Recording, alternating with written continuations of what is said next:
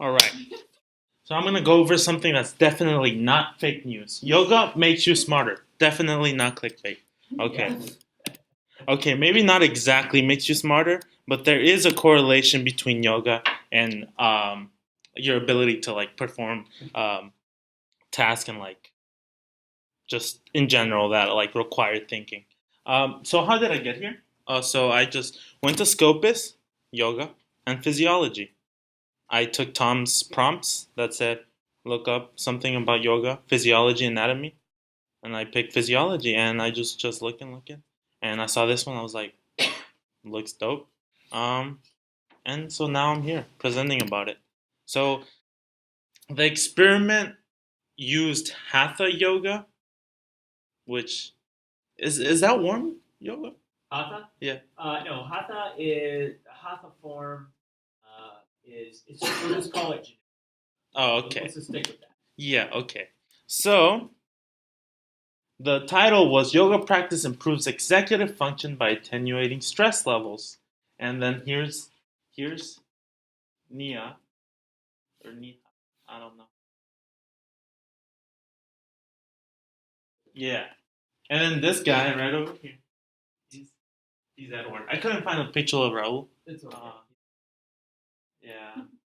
But yeah, I found it interesting how this is like she took a picture in front of some treadmill. But I don't judge. Um So, well, I think one of the reasons why I like this article and why I picked it was because it was actually covering like the lab we did about how like yoga can help reduce cortisol levels, and so what they focused on was um, how yoga reduced stress levels and actually applied it to like their performance in certain cognitive tasks. So how did they do it? I'm glad you asked. So there was two groups, one doing hatha yoga and the other one doing like regular exercising. They said stretching, but while I read the article, they were like mentioning like actual like workouts besides just stretching.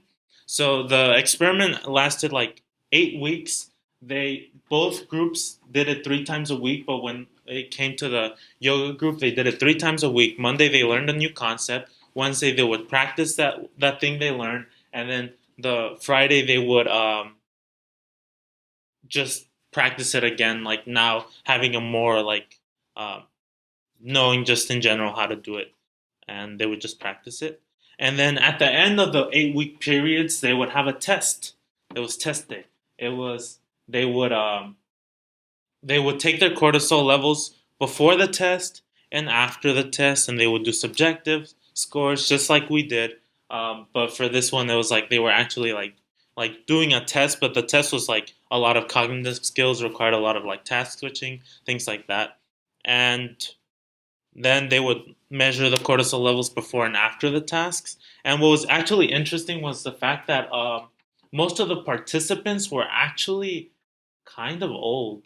They were like around the 50s, 60s range, most of them, and they got a pretty good amount of people. They had like 61 people for the Hatha Yoga group and 57 for the control group. So they got a good number of people to participate in this.